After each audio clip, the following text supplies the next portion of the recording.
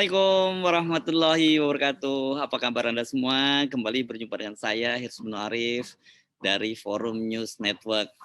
Pemilu itu masih 2 tahun lagi, tapi kalau Anda cermati, para politisi sudah mulai mengambil ancang-ancang.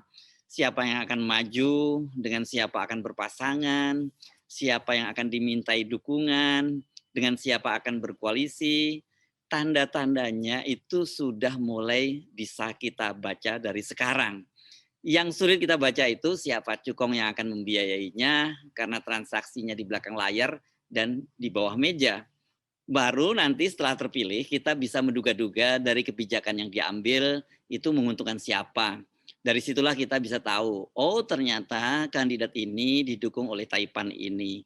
Oh ternyata pejabat yang ini dulu pada waktu dia maju ke Pilpres itu didukung oleh cukong ini. Oh calon ini didukung oleh kelompok bisnis ini. Begitulah konsekuensi dari sistem politik biaya tinggi seperti di Indonesia saat ini. Hanya kandidat yang direstui dan didukung oleh taipan oligarki yang bisa maju dan memenangkan pemilihan. Semuanya sudah diatur, mulai dari siapa yang boleh maju, siapa yang akan jadi wasitnya, bagaimana aturan permainannya, dan siapa yang akan jadi pemenang. Syarat utamanya, figur itu harus nurut apapun kepentingan dari oligarki. Begitulah realitanya politik Indonesia saat ini. Kok jadi curhat ya? Jadi ngelantur dari topik utamanya ya. Balik lagi kita ke soal topik tadi, kandidat yang sudah mengambil ancang-ancang akan berlaga pada Pilpres 2024 nanti. Coba perhatikan siapa saat ini yang paling banyak bertemu atau ditemui. Siapa? Saya yakin Anda pasti bisa dengan mudah menyebut ya satu nama yakni Ketua Umum Partai Gerindra yang kini menjadi Menteri Pertahanan Prabowo Subianto. Ini dia menjadi salah satu figur yang paling sibuk mondar-mandir sana sini bertemu dengan tokoh ini, bertemu dengan tokoh itu, bertemu dengan ulama ini, bertemu dengan ulama itu dan sebagainya. Hari Sabtu kemarin itu menjadi hari yang sangat sibuk bagi Pak Prabowo. Siang harinya dia menerima kedatangan putra sulung Presiden Jokowi yang kini menjadi Wali Kota Solo, Gibran Rakabuming di kediamannya itu di kawasan Bukit Hambalang, Bogor, Jawa Barat. Pada malam harinya dia menerima kunjungan Ketua Umum PKB Muhaimin Iskandar alias Caimin di rumahnya yang berada di Jalan Kertanegara, Kebayoran Baru, Jakarta. Jadi dia dari Bukit di Hambalang, kemudian menemui Gibran dan kemudian turun pada sore harinya dan malam harinya bertemu dengan Caimin. Di Hambalang, Prabowo menyambut sangat hangat Gibran. Dia mengajak Gibran ini belajar naik kuda.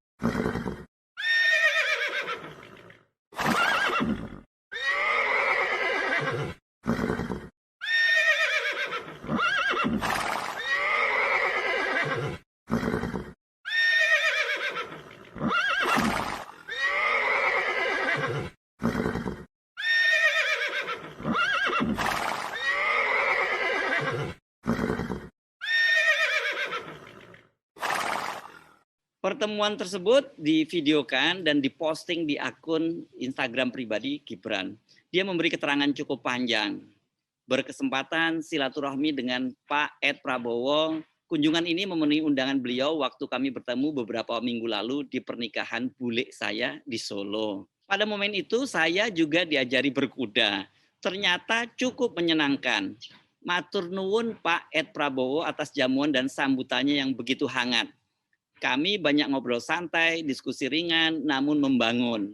Saya banyak ngangsu kawruh soal patriotisme, kebangsaan, dan berkenegaraan dari beliau. Sebelum pulang, beliau memberi oleh-oleh untuk Etes. Ini sepatu untuk Jan Etes, ayo ajak dia ke Hambalang.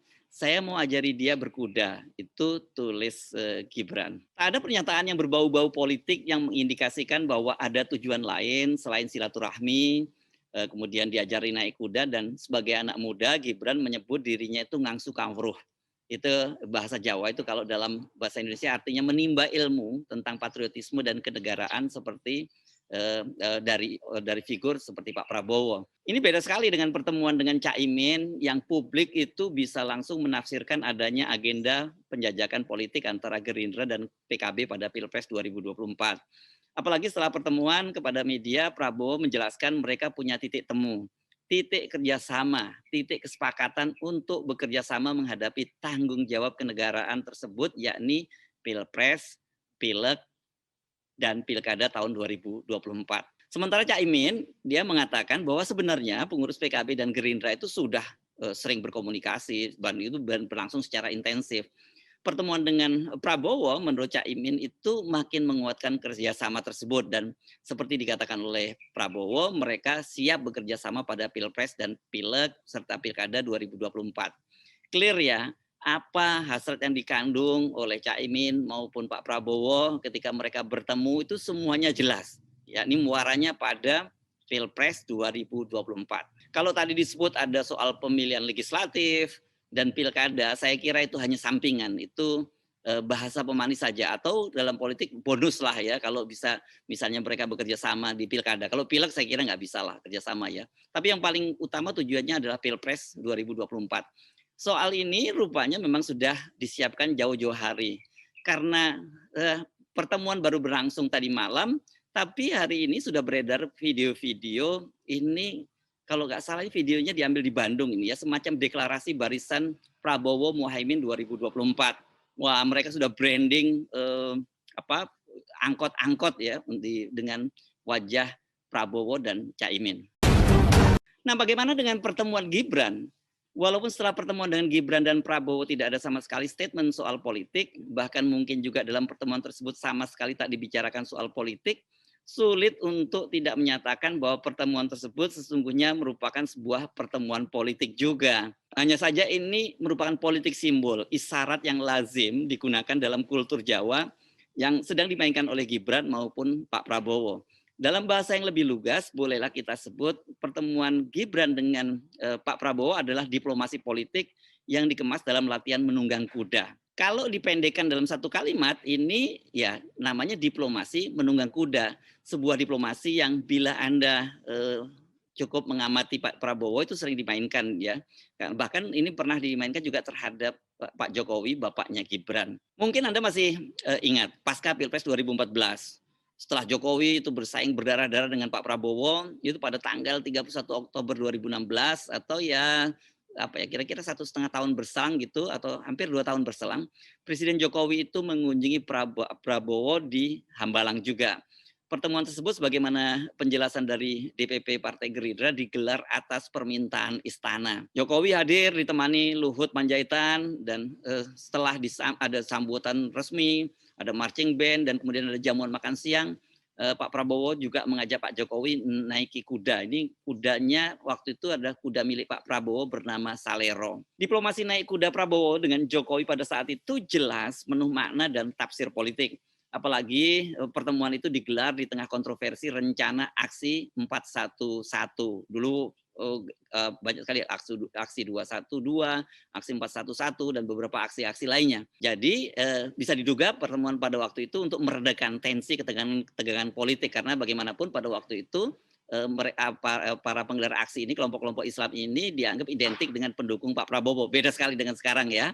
Sudah ketika Pak Prabowo masuk ke kabinet, tafsirnya sudah berbeda lagi. Nah, sekarang apa dong tafsir politiknya diplomasi berkuda Prabowo dengan Gibran ini?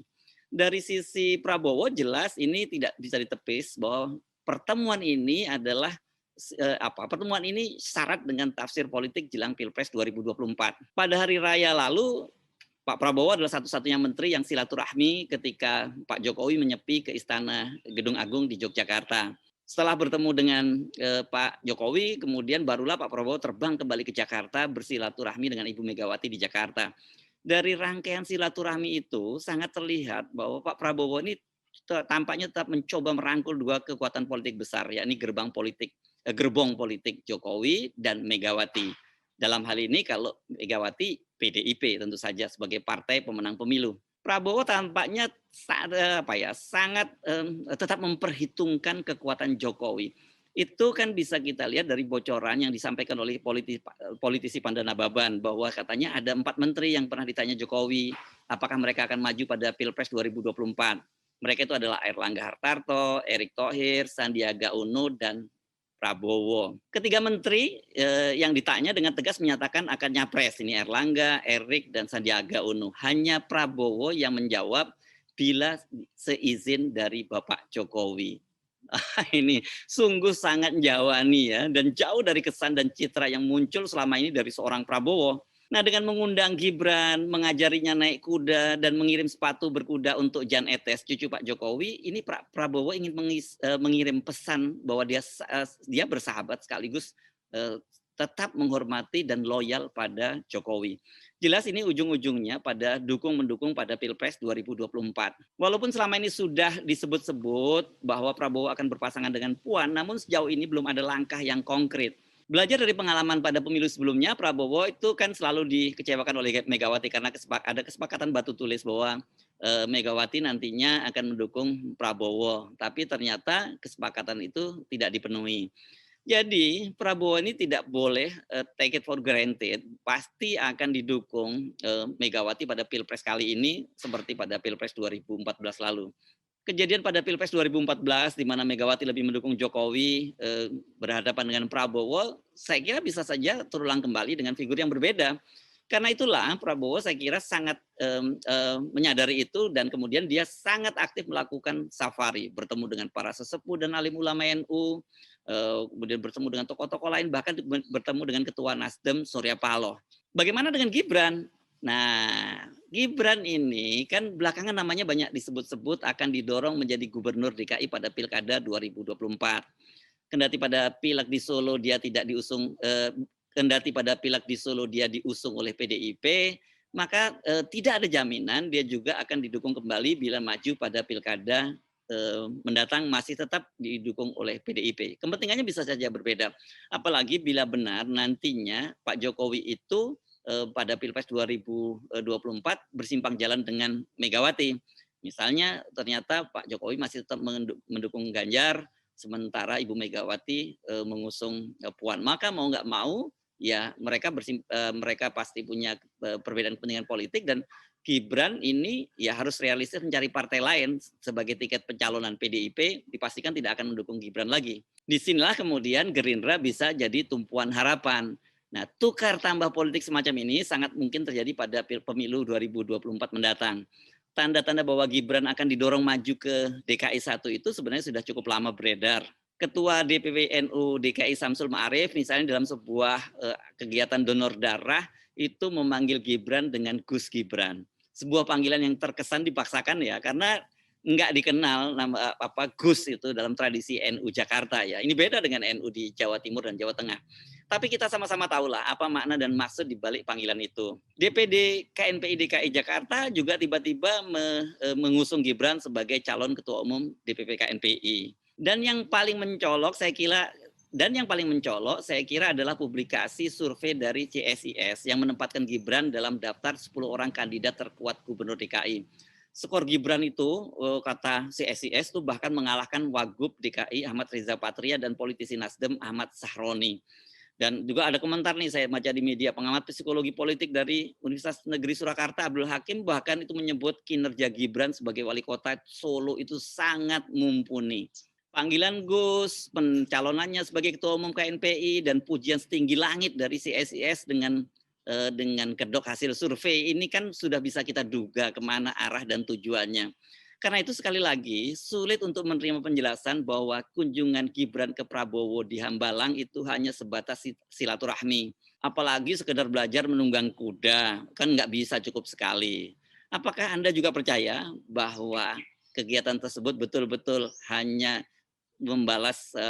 hanya memenuhi undangan Prabowo dan kemudian tertarik untuk belajar kuda atau belajar menunggang kuda? Saya Hirs bin Arif, sampai jumpa lagi. Wassalamualaikum warahmatullahi wabarakatuh.